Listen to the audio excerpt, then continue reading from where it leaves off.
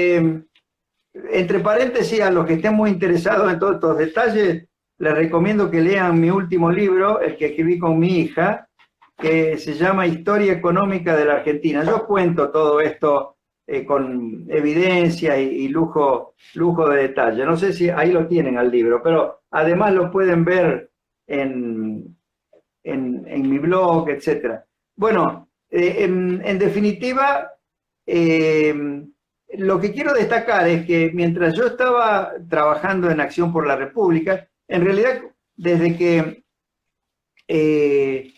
yo formé Acción por la República, el peronismo empezó a perder las elecciones, porque ya en el 97 perdió la capital, porque una cosa era el peronismo que tenía los peronistas y que además tenía el ingrediente liberal que aportábamos nosotros, y otra cosa era el peronismo solo, ¿no? Y por supuesto empezaron a perder en el 97 y después terminaron de perder en el 99. Ahora, en ese periodo se produjo la competencia entre Menem y Duhalde por la candidatura presidencial del 99. Y esa competencia fue malísima para el futuro del país. ¿Por qué? Porque Duhalde, desde la provincia de Buenos Aires, como tenía a mano el banco que nunca había privatizado, valiéndose de una prerrogativa del Pacto de San José de Flores, mientras que el grueso de los gobernadores habían privatizado los bancos, como nosotros lo habíamos planteado, y se lo habíamos puesto como condición con motivo de la crisis tequila, porque los bancos provinciales habían sido una de las causas de la vulnerabilidad que teníamos en aquel año. Pero bueno, Duhalde echó manos a todos los fondos del banco, se endeudó con el banco, le quitó los depósitos para financiar un aumento del gasto público y un gran déficit en la provincia de Buenos Aires. Y en realidad Menem le dio la luz verde a los otros gobernadores para conseguir el apoyo de los otros gobernadores, para que los gobernadores hicieran lo mismo, pero como no tenían sus propios bancos, se endeudaran con el sistema bancario, ofreciendo los fondos de coparticipación como garantía. Eso dio lugar o fue la semilla de la crisis financiera que yo intenté resolver en el año 2001 y no llegué a resolver. ¿Por qué? Porque los bancos ahí se dieron préstamos que no iban a cobrar nunca a las provincias. Contabilizaban altos intereses que teóricamente le iban a cobrar a las provincias, pero que las provincias nunca le iban a pagar, por más que estuvieran garantizados por la coparticipación federal, ¿no? Y obviamente cuando los bancos dan préstamos que no van a cobrar, los depositantes, comenzando con los que le habían traído plata de afuera para depositar en esos bancos, los grandes fondos de pensiones que eran los grandes depositantes de los bancos, y luego siguiendo por otros depositantes, empiezan a retirar sus depósitos porque desconfían de la solvencia de esos bancos, ¿no? Y así se fue generando la crisis. Si usted lo permite, digamos, con toda esa situación fiscal de descalabro, porque además los bancos tenían muchos títulos provinciales con estos fideicomisos que usted señala que eran contra coparticipación. Es más, no solo que ahí es cuando aparecen también las cuasimonedas, porque como tenían tan comprometida la coparticipación, tuvieron que empezar, y tenían pocos recursos propios, empiezan a emitir las cuasimonedas. Pero hay algo muy interesante. En marzo, el señor Alfonsín, él dice que él no decía de no pagar la deuda, pero qué lindo sería no pagarla, ¿no? Cuando, digamos, el sistema financiero, tal cual usted lo menciona, estaba súper tomado en deuda, en títulos públicos, tanto del gobierno nacional como, digamos, de las provincias. Arranca la corrida y después viene la famosa ley de intangibilidad de los depósitos. Así es, pero el primero que creó dudas sobre si había que pagar la deuda o no fue Duhalde en la campaña electoral. Claro. No así de la Rúa, que prometía continuar con las políticas anteriores y nunca puso en duda el pago de la deuda, pero Duhalde No, sí la ponía en duda. Duhalde no. bueno, está bien. Pero yo no, Duhalde no estoy hablando del caso de la Rúa. Estoy diciendo, digamos, la actitud de Alfonsín, que era un gran referente dentro de la alianza, ¿no? Claro, bueno, el gran problema para Alfonsín, para mi criterio en ese momento, es algo que va a ser un gran problema para Alberto Fernández y para el actual gobierno, y es tener a un personaje como Leopoldo Moró cerca. Oh. O sea, Leopoldo Moró es posiblemente el dirigente más destructivo de un buen orden económico y social en la Argentina. Es un personaje realmente muy peligroso y muy nefasto, y yo creo que Alfonsín se dejó influir por Leopoldo Moró, que era el que realmente llevaba ahí la batuta para crearle infinita cantidad de problemas a De la Rúa, y por supuesto cuando yo me incorporé decidieron que bueno, iban a terminar conmigo, y si necesitaban terminar con De la Rúa también para terminar conmigo, no importaba, porque a ellos en realidad no sé qué es lo que les importaba, pero sí querían que fracasáramos. Pero Le paso voy un al tema dato de la de color, profesor, le paso un dato de color. Ayer Moró, digamos, mandó un tuit verdaderamente lamentable, donde a favor de la expropiación de Vicentina, a favor de la expropiación de Edesur, bueno, justamente todo lo que usted está diciendo. Y lo traigo al caso, ¿sabe por qué? Porque en realidad Moró es el ex suegro de Leandro Santoro. O sea, Leandro Santoro estaba casado con la hija de Leopoldo Moró. O sea, con lo cual, y que se autodefinen radicales alfonsinistas, porque dicen que ser alfonsinista es más que ser radical. Es muy interesante eso, porque hoy ese chico es, digamos, una de las personas que le hablan al oído al presidente Alberto Fernández y le contamina por donde pisa todo con su visión prácticamente comunista, por decirlo de alguna manera. Por eso me parece interesante mencionar esto, porque esa gente hoy está cerca de Alberto Fernández. Sí, sí, bueno, y Moró, al que le dan tremenda prensa en C5N y en los distintos canales que tratan de apoyar al gobierno, es prácticamente un vocero de Cristina, ¿no? Y Claro. de la vicepresidenta, pero, y bueno, Leandro Santoro se muestra como asesor De Alberto Fernández. sí. Y creo que la hija de Moró también está o en la Exactamente. legislatura o algo. No, realmente es una familia temible, ¿no? Bueno, este Leopoldo Moró jugó un rol muy desestabilizante en el año 2001, ¿no? Dentro del gobierno radical. Pero no, le digo, también hubieron personajes desestabilizantes que incluso han estado en el PRO, como por ejemplo la señora Carrió, ¿no? Dios. Yo no quiero tirarme en contra de ella, pero la verdad es que nunca trabajó, por lo menos en esa época, para ayudar a que el gobierno pudiera resolver los problemas, ¿no? En fin, hay muchísimas cosas que les podría contar de ese periodo, pero lo interesante, y es relevante para lo que está pasando ahora, es que estábamos con todo esto, no solo fue una crisis financiera, sino que se transformó en una crisis de deuda, porque obviamente los acreedores perdieron confianza en Argentina y ya no había forma de conseguir refinanciación normal de la deuda, y había que ir a una reestructuración de la deuda. En esa época no existían los mecanismos que ahora sí existen en los bonos, las cláusulas de acción colectiva, pero logramos con aportes que nos hicieron tanto del Tesoro de Estados Unidos como del Fondo Monetario y algunos amigos míos, economistas muy prestigiosos como Jacob Frenkel, armar un esquema muy bien pensado que Horacio Liendo lo puso en blanco y negro y proyectó los instrumentos que había que hacer, y la verdad es que hacia el 30 de noviembre del 2001 habíamos logrado reestructurar más del 50% de toda la deuda pública, ¿no? Era la que tenía que ver con el sistema financiero local.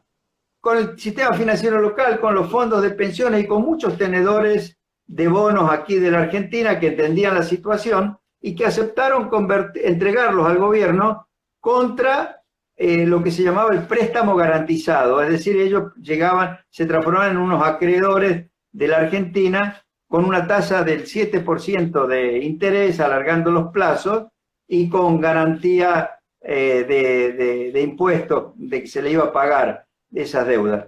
Y lo interesante de ese mecanismo es que quedaba el gobierno para la mayor parte de los bonos con el poder de voto para que en una segunda oferta de canje que íbamos a hacer para todos los tenedores que no habían entrado en esta primera etapa, y esa la teníamos que hacer siguiendo los lineamientos de la Comisión Nacional de Valores de los distintos países, en particular la Security and Exchange Commission de los Estados Unidos, por lo cual no la podíamos anunciar antes, teníamos que primero tener escrito el prospecto, pero la idea era que ahí íbamos a utilizar unas cosas que se llaman cláusulas de salida consentida, que con un 66% de los votos, que para la mayoría de los bonos ya los teníamos, en base a la primera etapa de la reestructuración, íbamos a conseguir que todos se presentaran a ese canje,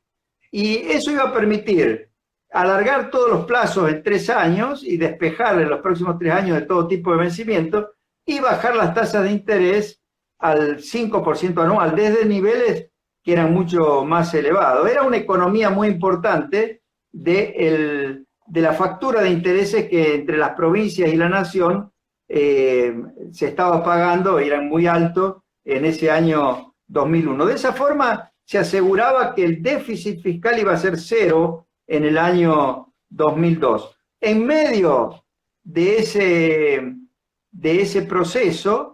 Le hago una nota al pie de página, profesor, porque cuando usted lanzó la ley de déficit cero, era déficit cero en serio. Es decir, era déficit cero en la línea financiera.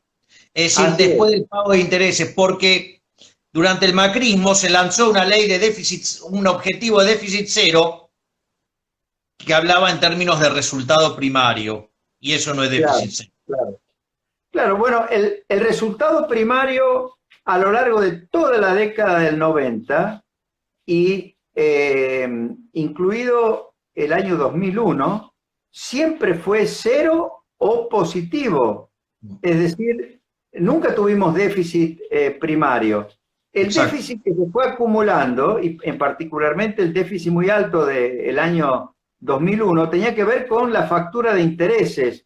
No tanto los intereses sobre la deuda externa, sino los intereses sobre esas deudas que se habían acumulado con los bancos, que eran intereses altísimos, ¿no? En fin, y todo eso se resolvía con la reestructuración de la deuda, y estábamos a 2 meses de completarla. Ahí el Fondo Monetario Internacional, el director gerente, por una cuestión de enfrentamientos con Bush, que no viene al caso ahora entrar a explicar en detalle porque tomaría mucho tiempo, cometió un error de no desembolsar un dinero que estábamos esperando en el mes de noviembre, y eso, más unas expresiones que tuvo Ann Kruger desafortunadas, aunque no las hizo con mala intención, sobre un sistema de reestructuración de deuda soberana que ella estaba proponiendo y que hablaba de controles de cambio.